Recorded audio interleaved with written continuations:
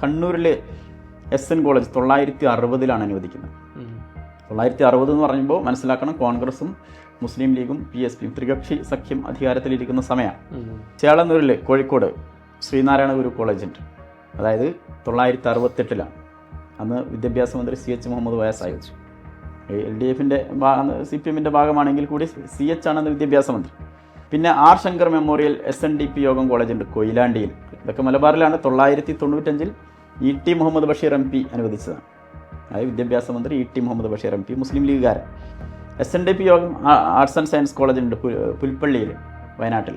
95 ET Muhammad Basheer MP, മുസ്ലിം ലീഗുകാരനായ മന്ത്രി അനുവദിച്ചത്. SN college Alathur Palakkad 970 CH Muhammad Koya Sahib അനുവദിച്ചത്. ഇതൊക്കെ മലബാറിലാണ്.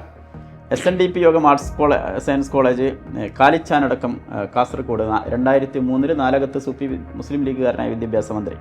SNDP യോഗം കോളേജ് പെരിന്തൽമണ്ണ മലപ്പുറത്ത് 2003 നാലകത്ത് സൂഫി മുസ്ലിം ലീഗുകാരനായിട്ടുള്ള വിദ്യാഭ്യാസ മന്ത്രി. SNDP യോഗം arts and science college Nileshwaram, അതും 2003 നാലകത്ത് സൂഫി വിദ്യാഭ്യാസ മന്ത്രി. അതായത് 10 വർഷം മുമ്പുണ്ടായിരുന്നൊരു സർക്കാർ ഞങ്ങൾക്കൊന്നും തന്നില്ല എന്നുള്ള ഒരു വ്യാജ പ്രചരണം നടത്തി. കണക്ക് ചോദിക്കുമ്പോൾ പെട്ടുപോകാൻ.